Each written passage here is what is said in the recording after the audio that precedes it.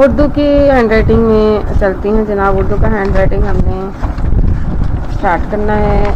सबक number 1 complete हो चुका था, जहाँ पे अलिफ अली मद आ बे पे ते टे से जिम चे हे खे इनकी हमने प्रैक्टिस करी थी। अब हम चलते हैं जनाब नेक्स्ट सबक नंबर 2।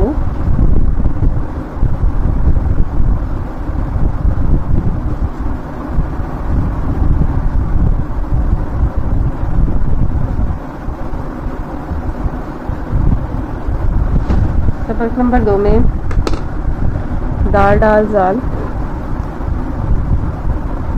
दाल की शेप देखिए ये वाला।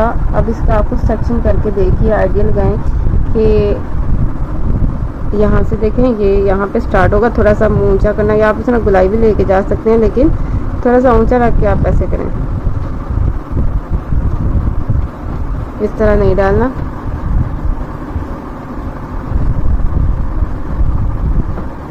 दाल जाल, दाल डाल जाल, यानी कि आपने कि थोड़ा सा करना। मैं ज़्यादा खींच देती हूँ और आप जो है वो इतना भी लेके जा सकते हैं, पर बिल्कुल ऐसे नहीं करना।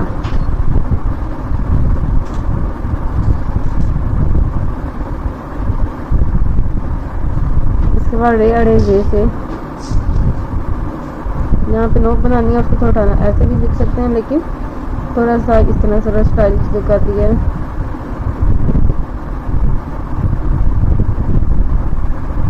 अच्छा, इसमें 2 चीज़ें आप यहाँ पे आके लाइन तक टच कर सकते हैं, या इसको बिल्कुल लाइन के साथ टच करके नीचे ले जा सकते हैं। आपके अपनी मर्जी है। स्ट्रक्चर जो है राइटिंग का ठीक ही रहेगा इससे। अरे रे दाल दाल दाल दाल दाल जाल, रे अरे रे से। यानी कि आप 2 शेप्स की इसमें प्रैक्टिस करनी है, दाल और रे की। बाकी ये इसके ऊपर जो है आपको पता है, इसके ऊपर लिखा जाएगा। बाकी मेन शेप ये है। इसके बाद सीन शीन की करते हैं। सीन 2 छोटे डंडे और ये सीन नून की गुलाई आएगी इसमें। सीन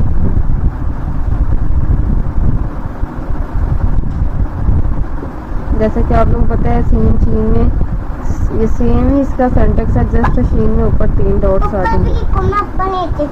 तो मतलब कि यहाँ पे भी हमें सिर्फ एक शेप की प्रैक्टिस करनी है। अच्छा, कुछ लोग जो हैं वो इस तरह से लिखते हैं सीन इस तरह, ये लाइन से नीचे, तो ये रॉन्ग होता है। जस्ट वो कट मार्कर की जो वो मोटाई होती है, गुलाई होती है, जैसे ये है, ये नीचे आती है। तो आप कोशिश करें सीन को ऊपर लिखें, थोड़ा सा बस कर सकते हैं आप, ज़्यादा मत करें, ऊपर ही लिखें लाइन के ऊपर।